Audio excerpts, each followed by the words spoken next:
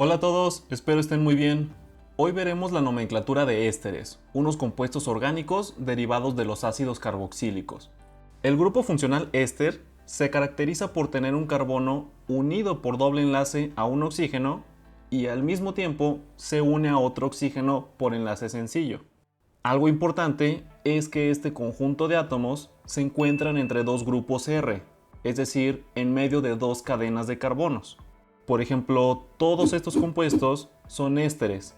En todos vemos el carbono con doble enlace oxígeno y otro oxígeno entre carbonos, no importa que sean ciclos. Algo que cabría resaltar es que no siempre se representa al grupo éster de esta forma tan desarrollada como aquí. En algunos casos se puede abreviar de otras maneras, pero en este video, para evitar confusiones, usaremos la desarrollada. Para entender la nomenclatura de ésteres, nos conviene saber cómo se producen. Específicamente, son el resultado de hacer reaccionar un ácido carboxílico con un alcohol. Por ejemplo, imaginemos que se hace reaccionar el ácido propanoico, el ácido carboxílico de 3 carbonos, con el compuesto etanol, un alcohol de 2 carbonos. El proceso que se lleva a cabo se conoce como esterificación, que de forma muy simplificada ocurre algo así. El grupo OH del ácido reacciona con el hidrógeno del alcohol para formar una molécula de agua que se libera en el proceso. Esto permite que la parte que sobra del alcohol se una al ácido, ya que, como recordarás, el carbono siempre forma 4 enlaces. Y esto es lo que nos deja al final al grupo éster, que al mismo tiempo nos hace muy evidente que una parte proviene del ácido y otra proviene del alcohol. Bueno, pues ahora que sabemos cómo se forma un éster, el nombre se hace muy sencillo. Básicamente se compone de dos cosas. Primero, se menciona la cadena que proviene del ácido usando la terminación ato. Por ejemplo, si aquí el ácido era propanoico por tener 3 carbonos, en el éster se dice propanoato. Si ya conocemos el nombre del ácido, solamente se tiene que cambiar la terminación ico por ato. Ahora, en la otra parte del nombre se menciona la cadena correspondiente al alcohol como si fuera un grupo alquilo, es decir, como si fuera un sustituyente con la terminación ilo. O sea, si aquí el alcohol era etanol, esta parte del éster se nombra como etilo. Prácticamente es la raíz que nos indica el número de carbonos. Recuerda que et significa 2 carbonos y le agregamos la terminación ilo. Entonces, el nombre correcto es propanoato de etilo. En resumen, lo más importante aquí es saber que la parte del ácido, aquella que contiene el carbono con doble enlace oxígeno, se nombra con la terminación ato. En cambio, la parte del alcohol, la cadena que se une al oxígeno del éster, se nombra con la terminación ilo. Algo importante es que no siempre va a estar representado así con la parte del ácido en la izquierda. Por ejemplo, el propanoato de etilo también se puede dibujar así, y sería totalmente correcto. Con que tenga 3 carbonos la parte del ácido y 2 carbonos la parte del alcohol, sigue siendo el mismo compuesto. Bueno, ahora que entendimos esto, hagamos algunos ejemplos. Pero antes de ello, si hasta ahora no te suenan las raíces que indican la cantidad de carbonos o si nunca antes habías visto los ácidos carboxílicos, tal vez sea conveniente ver alguno de estos videos y luego regresas.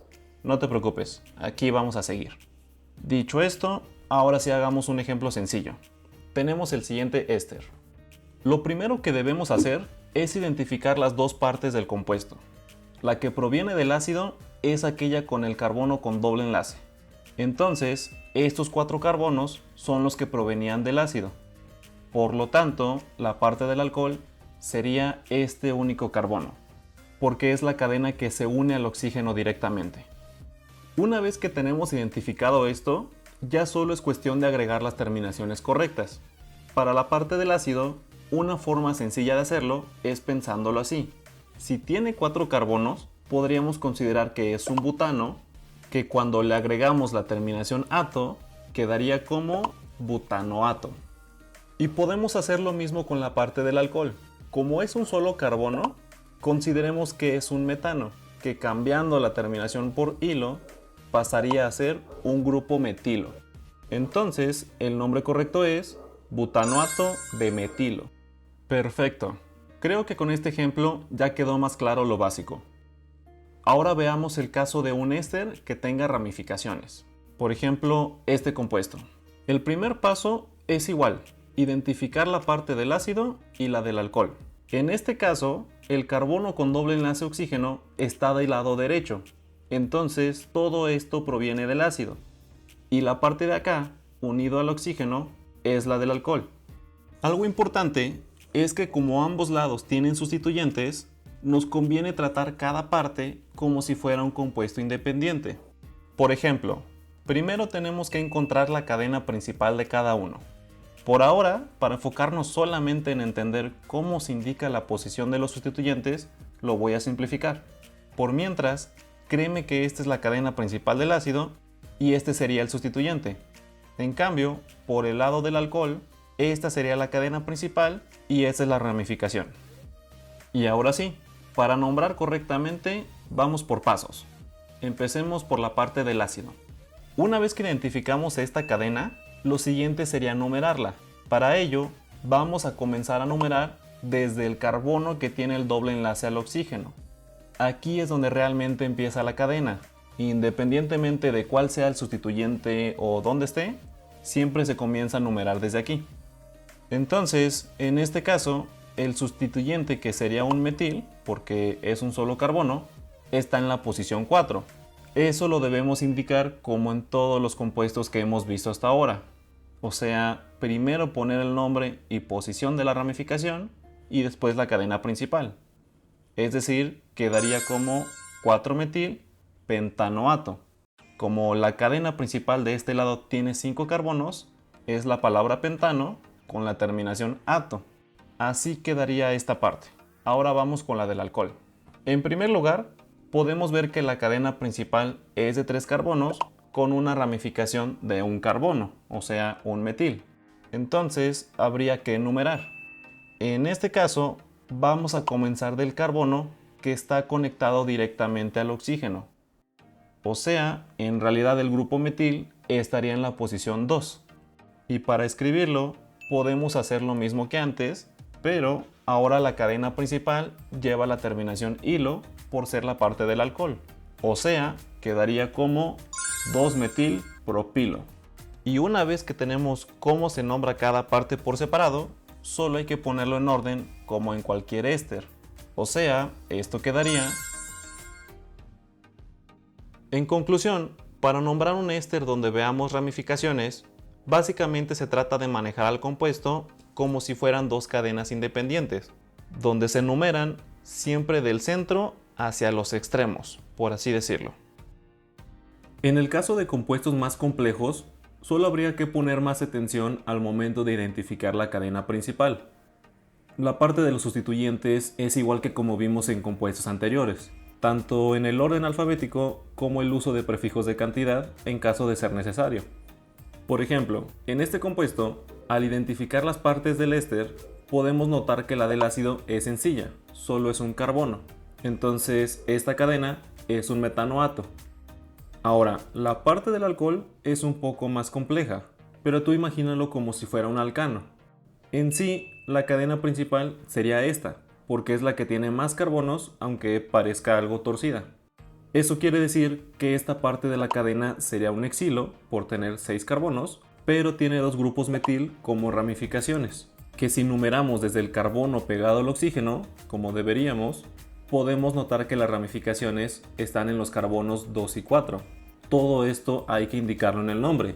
Quedaría como 2,4 dimetilexilo. A esto me refiero con que podemos aplicar prefijos de cantidad y las otras reglas que vimos en alcanos. Ya al final, solo es cosa de ponerlo en orden para nombrar todo el éster. Metanoato de 2,4 dimetilexilo. Con esto espero que haya quedado clara la idea general. Pero igual me gustaría checar un par de casos con el que se llegan a confundir algunos alumnos míos.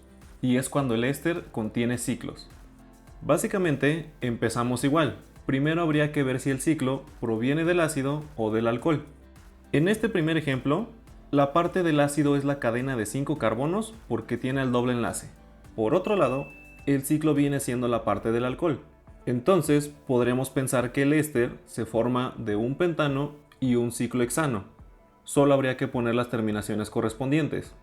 Es decir, el nombre correcto sería pentanoato de ciclohexilo. No es tan complejo, solo hay que agregar la terminación hilo al ciclo porque es la parte del alcohol. Pero en el otro compuesto sí hay que poner más atención. En este caso, el ciclo provenía del ácido porque está conectado al carbono con doble enlace oxígeno. Y la parte del alcohol es una cadena de 4 carbonos. Lo que quiero resaltar aquí es que si el ciclo es la parte del ácido, no se debe nombrar como ciclopentanoato. En realidad se le debe agregar la palabra carboxilato. ¿Por qué? Porque recuerda que a los ácidos carboxílicos en forma de ciclo se les añade la palabra carboxílico. O sea, aquí el éster se formó a partir del ácido ciclopentano carboxílico. Y recuerda que cuando es un éster solo es cambiarle la terminación ico por ato. Por eso nos queda como ciclopentano carboxilato. Por eso te recomendaría de nuevo checar el video de ácidos para que veas la explicación completa. Pero en fin, ya que supimos esto, el nombre completo de este compuesto sería ciclopentano carboxilato de butilo. Suena raro, pero con un poco de práctica te acostumbrarás rápidamente. Y esto sería todo. Te dejo algunos ejercicios por si gustas practicar. Recuerda que las respuestas están en la descripción del video, junto con una gran variedad de recursos didácticos que tenemos para ti. Recuerda darle like y suscribirte para no perderte las siguientes clases. Nos vemos, cuídense.